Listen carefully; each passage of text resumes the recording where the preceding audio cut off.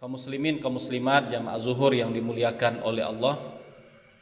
Seperti yang kita ketahui bersama bahwa dalam perang Badar yang terjadi di tahun kedua Hijriah, umat Islam meraih kemenangan yang gemilang, meraih kemenangan yang sangat luar biasa.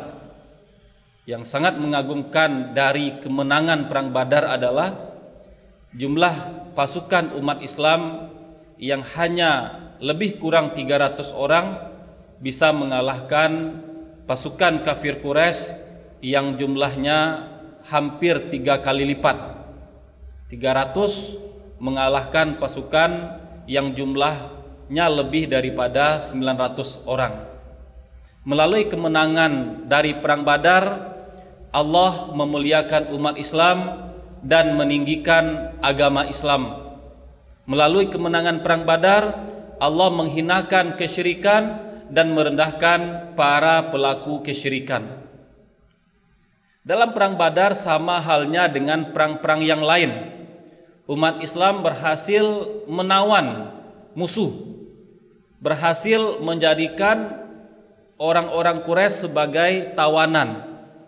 Namun karena perang Badar adalah perang pertama, belum ada ayat Al-Quran, belum ada wahyu yang turun mengatur tentang penyikapan terhadap para tawanan. Maka Nabi SAW bermusyawarah dan meminta pendapat sahabat bagaimana menyikapi para tawanan dari kafir Quraisy ini. Maka yang pertama berbicara adalah Sayyidina Abu Bakar. Kata Abu Bakar kepada Nabi SAW, "Wahai Rasulullah, para tawanan ini adalah karib kerabat kita, sanak famili dan keluarga kita. Menurut saya," kata Abu Bakar, "sebaiknya mereka ini kita minta tebusan. Kita bebaskan mereka dengan cara minta tebusan kepada karib kerabat mereka. Dari tebusan yang kita dapatkan, kita bisa memperkokoh internal kita, memperkuat kekuatan kita di dalam, dan bisa kita gunakan nanti menghadapi orang-orang Quraisy di kemudian hari. Dan kita juga berharap tawanan yang dilepaskan ini di kemudian hari mereka mendapatkan hidayah, mereka bertaubat sehingga mereka menjadi kekuatan baru bagi umat Islam." Ini pendapat Abu Bakar, agar tawanan dibebaskan dengan syarat ada tebusan yang diambil dari mereka.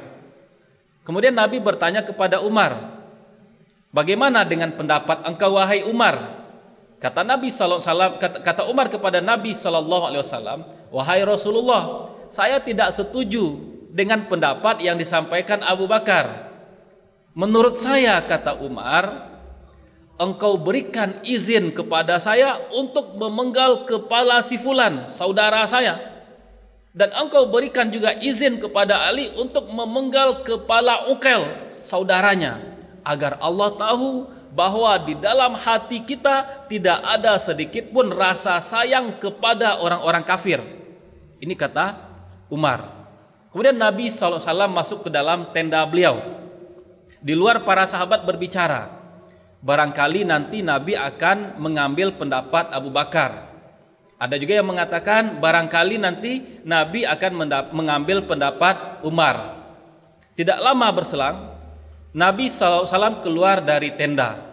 Kemudian beliau bersabda, kata Nabi SAW dalam sabda beliau, "Innallaha la yulayyinu quluba rijalin fihi hatta takuna alyana minal laban." Sesungguhnya Allah melembutkan hati sebahagian orang sehingga hatinya itu bisa lebih lembut daripada susu. "Wa innallaha la yushaddidu quluba rijalin fihi hatta takuna asyadda minal hijarah." Begitu juga Allah mengeraskan hati sebahagian orang sehingga hatinya itu bisa lebih keras daripada batu. Kemudian kata Nabi SAW, "Wahai Abu Bakar, engkau seperti Ibrahim yang mengatakan," kemudian Nabi mengutip firman Allah dalam surat Ibrahim, "Fa innahu man tabi'ani fa innahu min faman tabi'ani fa innahu minni wa man asani fa innaka ghafurur rahim." Kata Nabi Ibrahim, ya Allah, siapa dari kaumku yang mengikutiku, dia adalah golonganku. Siapa yang mendurhakaiku, engkau adalah maha pengampun lagi maha penyayang. Ini kata Nabi Ibrahim, ikut kepada saya, bahagian dari saya.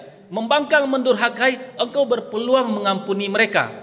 Kemudian kata Nabi kepada Abu Bakar berikutnya, wahai Abu Bakar, engkau juga sama seperti Isa. Ketika Isa mengatakan, Nabi mengutip firman Allah dalam surat Al-Maidah, in tu'adzibuhum fa innahum ibaduk wa in taghfir lahum fa innaka antal azizul hakim. Ya Allah, jika engkau siksa mereka, mereka itu hamba-hamba engkau.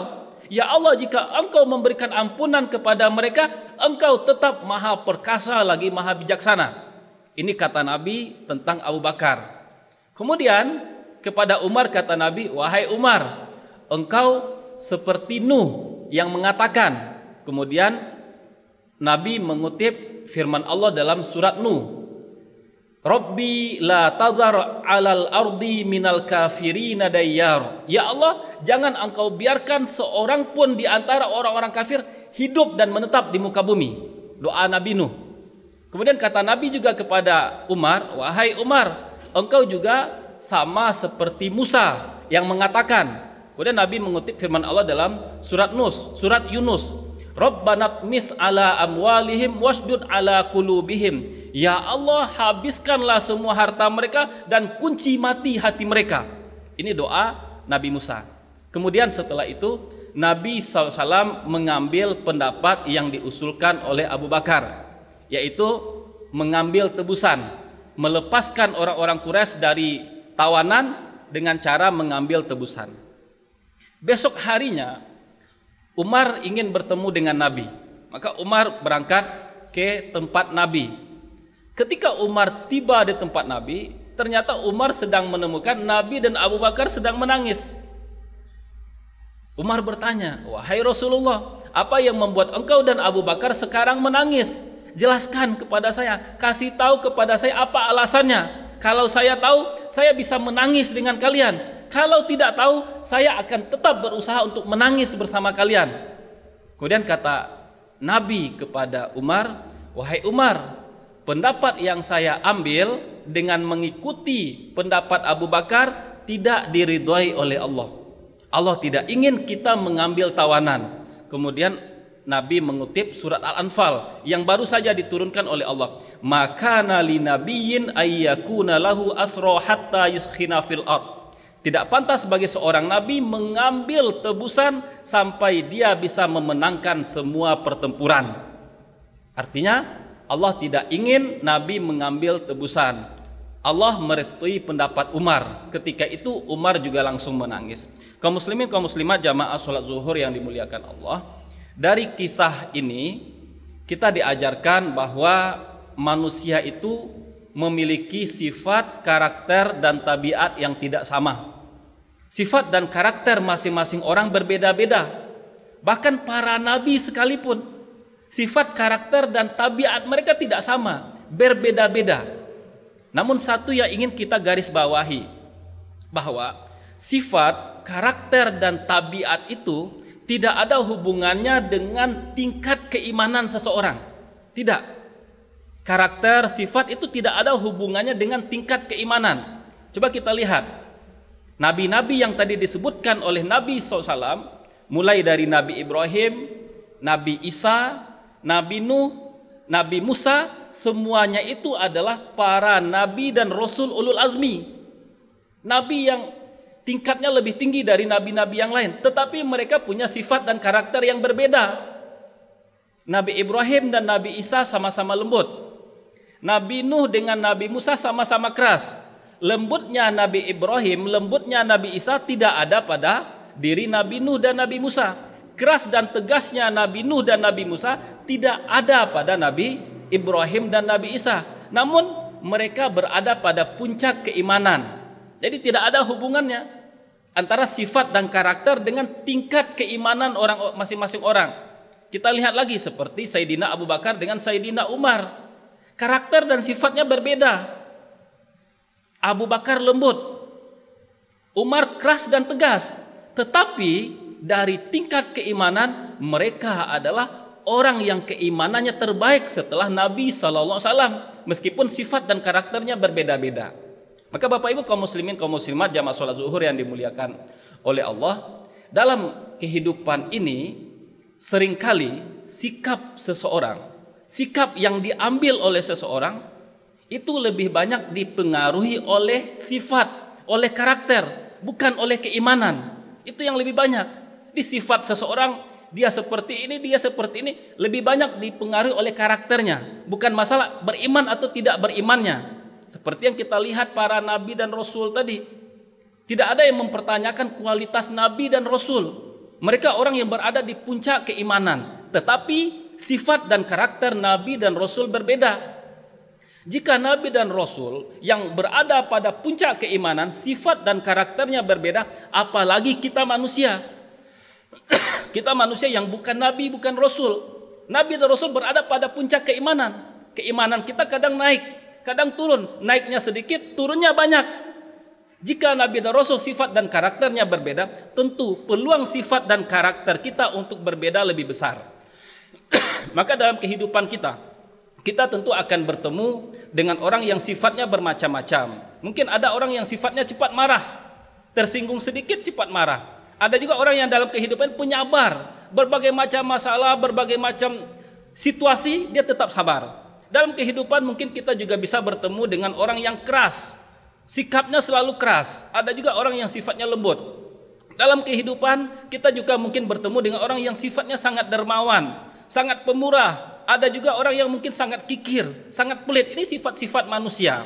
Maka dalam kehidupan, ketika kita bergaul dengan orang lain, kita bisa mengerti dan paham sifat karakter seseorang, bisa menghindarkan kita dari banyak masalah. Itu syaratnya. Jika ingin terhindar dari banyak masalah dalam pergaulan, mampu mengerti dan memahami karakter seseorang. Dengan memahami dan mengerti karakter seseorang, kita juga bisa mengerti banyak keadaan, mengerti tentang berbagai macam kondisi dalam kehidupan. Maka terakhir, mari kita sama-sama berusaha untuk memahami, bukan berusaha untuk agar dipahami orang lain. Ini berbeda. Ketika kita ingin selalu dipahami, kita akan sering kecewa. Tapi ketika kita berusaha untuk memahami orang lain, kita akan bisa berbesar hati. Mari sama-sama kita berusaha memahami karakter, memahami sifat, memahami tabiat orang-orang yang ada di sekitar kita. Ketika kita paham karakter dan sifat orang-orang yang ada di sekitar kita, sebenarnya kita sudah membuka separuh jalan untuk lebih mudah berinteraksi dengan orang lain. Barangkali ini yang bisa kita sampaikan, semoga bermanfaat bagi kita bersama. Terlebih dan terkurang mohon maaf. Wassalamualaikum warahmatullahi wabarakatuh.